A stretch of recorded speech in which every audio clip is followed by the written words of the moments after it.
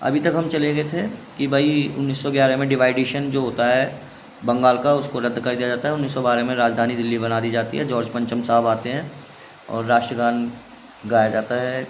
कहा जाता है इनकी स्थिति में गाया गया होगा, कितनी सच्चाई है मुझे नहीं पता, ठीक है, परंतु ऐसा मैंने सुना है। सच्चाई हो भी सकती है कि जो किंवदंतियाँ होती हैं उनमें कहीं ना कहीं कुछ ना कुछ सच्चाई ज़रूर होती है। 1913 में गदर पार्टी की स्थापना होती है, लाला हरदयाल जी करते हैं सैन फ्रांसिस्को में, ठीक है ना। 1914 में प्रथम विश्व युद्ध शुरू हो जाता है। इसी दौरान कामागाटू प्रकरण होता है, तोसामारू प्रकरण होता है, ये भी एक प्रकरण है, मतलब घटना है, प्रकरण जिन्हें कहते हैं।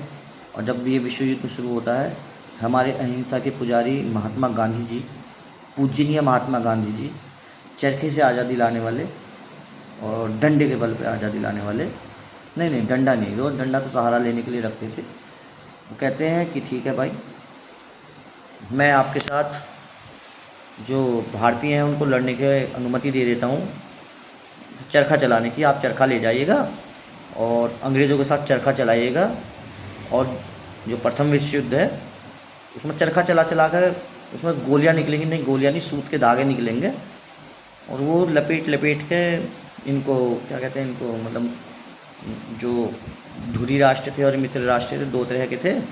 जो विरोधी हैं ब्रिटिश गवर्नमेंट के, जिसने भारत पर शासन कर रखा था, उनको लपेट लपेट कर सूत में वो ऐसे हार जाएंगे। तो वही भारत के जो सैनिक इन्होंने महात्मा गांधी जी ने भेजे थे 1914 के युद्ध में, चरखा लेकर उन्होंने अंग्रेज़ों को जिता दिया। खैर आगे आ जाते हैं। 1915 में लाहौर षड्यंत्र केस होता है, ठीक है, और गदर पार्टी द्वारा विद्रोह किया जाना होता है। अब ये लाहौर षड्यंत्र केस क्या है ये भी बताता हूँ मैं। अब ये जो लाहौर षड्यंत्र केस है ये प्रथम विश्व युद्ध के दौरान होता है, मतलब तो जब ब्रिटिश उसमें लग जाते हैं भाई इसमें कि भाई विश्व युद्ध में, प्रथम विश्व युद्ध में, तो जो रिवॉल्यूशनलिस्ट होते हैं ये सोचते हैं कि यही टाइम है कि भाई अब आप लोग इनसे, ब्रिटिशर से इंडिया को फ्री करवा लो।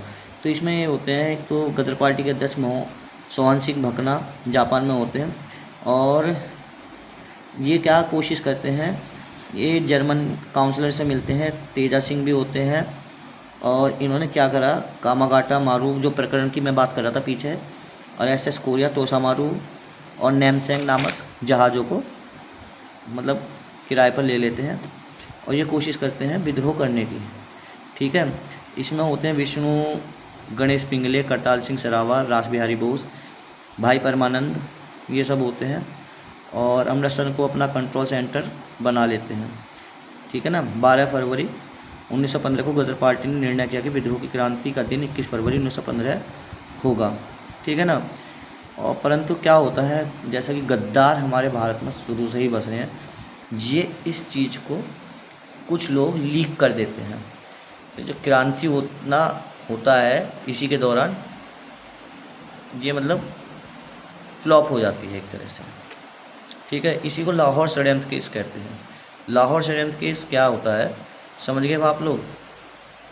जब प्रथम विश्व युद्ध चल रहा होता है, 1914 में चल रहा होता है, तो कुछ क्रांतिकारी ये सोचते हैं कि भाई अब देश को आज़ाद करा लेंगे हम विद्रोह करके, और सच में हो भी जाता है 1914 में ही, परंतु कुछ गद्दारों की वजह से देश आज़ाद नहीं हो पाता, ठीक है। फिर आगे हम चलते हैं 1914 के बाद कि भाई 1915 में लाहौर षड्यंत्र केस हो जाता है। 1916 आ जाता है, लखनऊ पैक्ट होता है, मुस्लिम लीग से कांग्रेस समझौता कर लेती है, ठीक है ना, मतलब हथियार डाल देती है। और इसी दौरान होम रूल लीग की स्थापना 1816 में बाल गंगाधर तिलक करते हैं, और 3 सितंबर 1916 को एनी बेसेंट भी होम रूल लीग की स्थापना करती हैं। दोनों होम रूल का मतलब होता है स्वराज्य, कि भाई हमें स्वशासन चाहिए, इससे कम कुछ भी नहीं चाहिए। इसमें एनी बेसेंट भी शामिल होती हैं, ठीक है ना। अब आगे आ जाते हैं हम 1917 में। अब इसमें क्या हो रहा है, चंपारण आंदोलन करते हैं हमारे गांधी जी, ठीक है ना, परंतु इसका NG रंगा विरोध करते हैं। क्यों करते हैं उनको ही पता होगा। अब 1918 में है, राष्ट्रीय उदारवादी लीग की स्थापना हो रही है, खेड़ा सत्याग्रह करते हैं। अब गांधी जी फिर आ जाते हैं मैदान में, उतर जाते हैं और वो सत्याग्रह पर सत्याग्रह करते रहेंगे। कभी चंपारण कर रहे हैं, 18 में खेड़ा कर रहे हैं, 1919 आ जाता है। 1919 में रोलेट एक्ट आता है। रोलेट एक्ट क्या होता है? बिना अपील, बिना वकील, बिना दलील वाला मतलब मामला होता है कि जो ब्रिटिश गवर्नमेंट है, अगर किसी पे भी उनको शक होता है वो उसको गिरफ्तार कर सकती है। क्योंकि इस समय क्रांतिकारी आंदोलन जो रिवॉल्यूशनलिस्ट थे, मतलब कि एक तरह से कह सकते हैं हम हथियार बंद विद्रोह, हथियारों के साथ विद्रोह शुरू हो गया है। अंग्रेज़ों की हवा निकली पड़ी है, उनको सांस नहीं आ रही। एक तरफ तो युद्ध चल रहा है, 1914 से 1918 तक रहता है, और एक तरफ तो उनकी हवा उधर निकल गई है, ऊपर से यहाँ भारत में इनकी ऐसी तैसी मार ली।